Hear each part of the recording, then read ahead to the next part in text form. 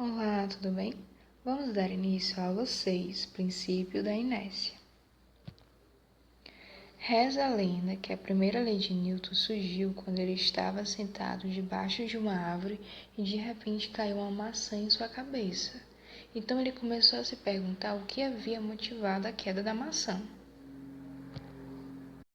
A lei da inércia, ou a primeira lei de Newton, nos diz que uma partícula em repouso tende naturalmente a permanecer em repouso, e uma partícula com velocidade constante tende a manter a sua velocidade constante. Vale ressaltar que quando eu falo velocidade constante, eu estou me referindo ao MRU, movimento retilíneo uniforme. Um exemplo muito comum da primeira lei de Newton no seu dia a dia é quando você estava dormindo e aí você acorda e o seu corpo que estava em repouso, ele tende a permanecer em repouso, por isso que você tem uma certa dificuldade de se levantar da cama pela manhã. Existem duas informações muito importantes acerca da inércia. Bom, a tendência do corpo de se manter em um estado ou de repouso ou de movimento nós chamamos de inércia. No caso de quando o corpo está em repouso, se chama inércia de repouso. E quando o corpo está em movimento retilíneo, com velocidade constante, a gente chama de inércia de movimento. Por esse motivo, a primeira lei de Newton também é conhecida como princípio da inércia. Então, quanto maior a massa de um corpo, maior a sua inércia, ou seja, maior a sua tendência de permanecer em repouso ou em MRU. Portanto, a massa é a característica que mede a inércia de um corpo. Quanto maior a massa, maior a inércia. Quanto menor a massa, menor a inércia. Um exemplo muito comum no nosso dia a dia da aplicação da primeira lei de Newton é quando você está no ônibus, em pé, e o ônibus que estava parado, ele é acelerado. Nesse momento, você estava em repouso junto com o ônibus. Então, a sua tendência é continuar onde você estava, ou seja, sem se mover para frente. Por isso que o seu corpo ele é jogado para trás, porque a tendência dele é continuar da forma como estava, em repouso.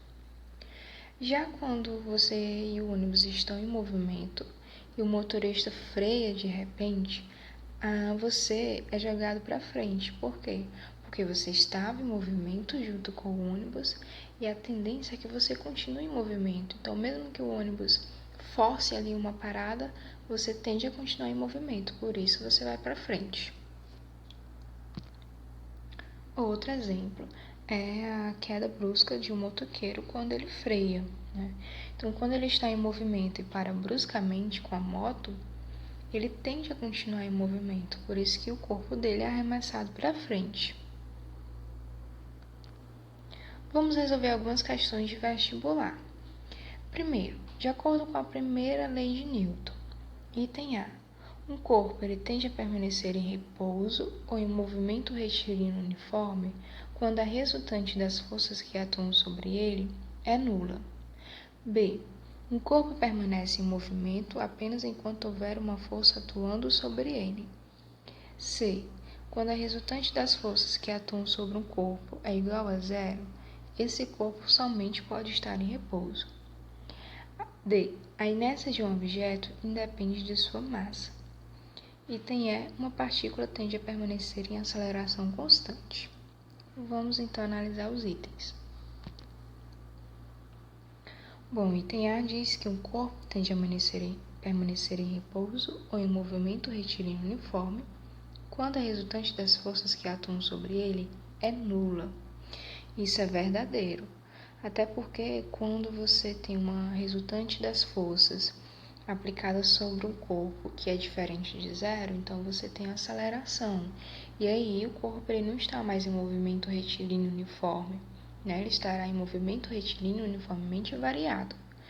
Então o item A ele é correto, é exatamente o que diz a primeira lei de Newton, né? Que todo o corpo permanece em seu estado de repouso ou de MRU, a menos que uma força aplicada a ele o faça mudar esse estado. Item B. Um corpo permanece em movimento apenas enquanto houver uma força atuando sobre ele. Esse item ele é errado por quê? Porque um corpo ele permanece em movimento também quando temos a resultante das forças nula. Ou seja, nós temos forças atuando sobre o corpo, entretanto elas não são consideráveis visto que a sua resultante é zero. Então, é como se não houvesse nenhuma força atuando sobre ele, e mesmo assim o corpo permanece em movimento retilíneo e uniforme. Então, esse item está errado. Item C.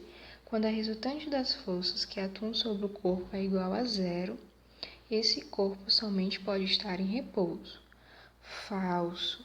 Quando as forças que atuam sobre um corpo é igual a zero, ele pode estar em movimento retilíneo uniforme, não só necessariamente em repouso, mas também em MRU.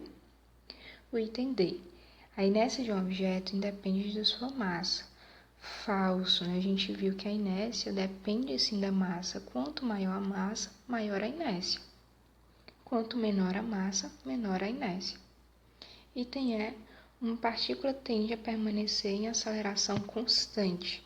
A primeira lei de Newton nunca disse isso, pelo contrário, a velocidade é que vai permanecer constante. Vamos para outra questão.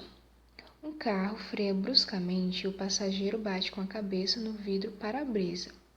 3 pessoas dão as seguintes explicações para o fato. Primeiro, o carro foi freado, mas o passageiro continuou em movimento. Segundo, o banco do carro impulsionou a pessoa para frente no instante do freio.